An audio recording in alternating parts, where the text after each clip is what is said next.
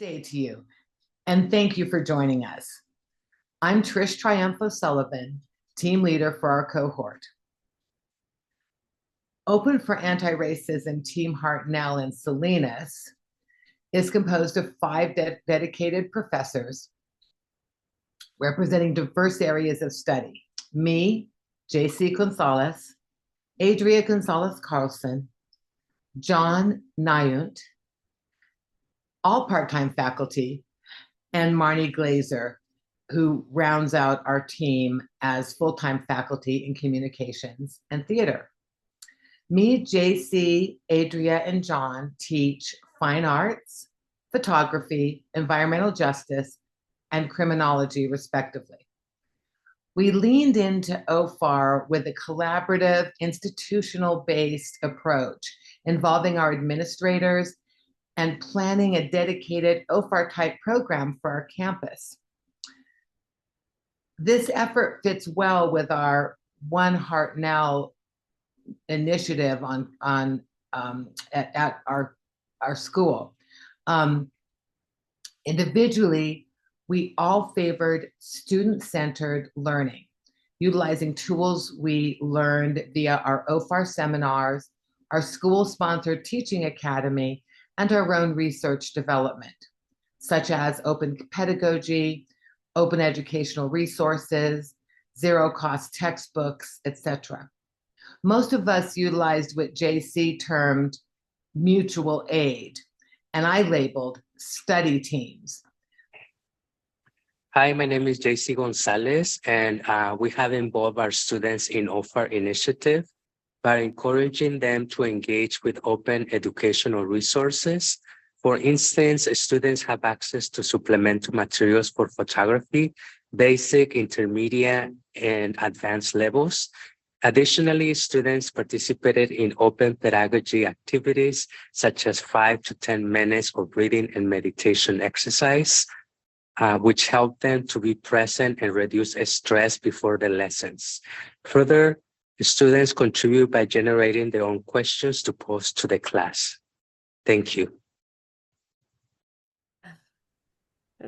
Okay, hi everyone, I'm Adria Gonzalez-Carlson, and I wanted to share a little bit about how I involved my students in my OFAR project, which included involving multiplicity of voices, but the particular culminating product was a chapter that will be distributed as an open educational resource, and it's a chapter on environmental justice. I actually asked a couple of my students to give me feedback both on the chapter and share their thoughts on OFAR as I had explained to them and on OER, and I wanted to share some of their words. So one of my students shared that he is an advocate for indigenous traditional ecological knowledge, and he is a descendant of tribes located in California. And both he and the other student shared that their voices in the larger discussion of environmental science felt like they were acknowledged but not completely heard, and that he felt, as was my other student, that incorporating more voices is what the future of environmental science holds. And I think that is a major goal of OFAR, is to create that hearing of all of the potential voices of our students. In particular, I want to share in his words, environmental science would be more advanced if our voices were heard. Thousands of years of hand-on experience across the lands will add to what has been discovered and only enhance the knowledge. And my other student shared more about open educational resources and shared that having free and easy access to educational materials being a game changer, that this equalizes the playing fields. As we know, when a community is better educated and has access to more resources, good things follow, like more opportunities and better policies. Hello, I'm John Nyunt, and with Adria also, I teach for the Rising Scholars Program, which is in Salinas Valley State Prison, the Correctional Training Facility in Soledad, Juvenile Hall, and the Youth Center, as well as the Justice Center at the main campus. My discipline is criminology, and within the Rising Scholars Program, we have to recognize that the vast majority of our students are people of color, and their voices are very important in terms of their lived experiences within the justice system. And so in my criminology class, I've incorporated their lived experiences where they will assist in our OER textbook development, as well as the whole pedagogy of their experiences and how we utilize them in criminology. Criminology encompasses the intersections between law, political science, sociology. All those particular disciplines are melded together, and their lived experiences are really necessary in order to really discuss all the particular theories.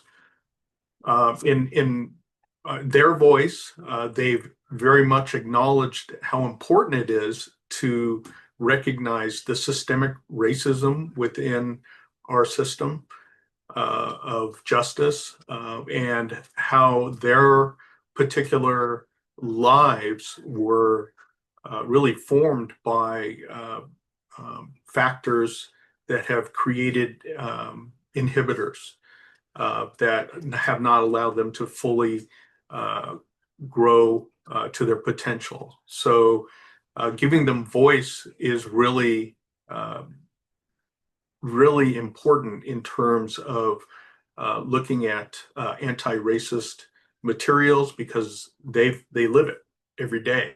And so I'm an advocate for those individuals because they're very much marginalized within our system, and I appreciate Adria's work with this also, in terms of helping us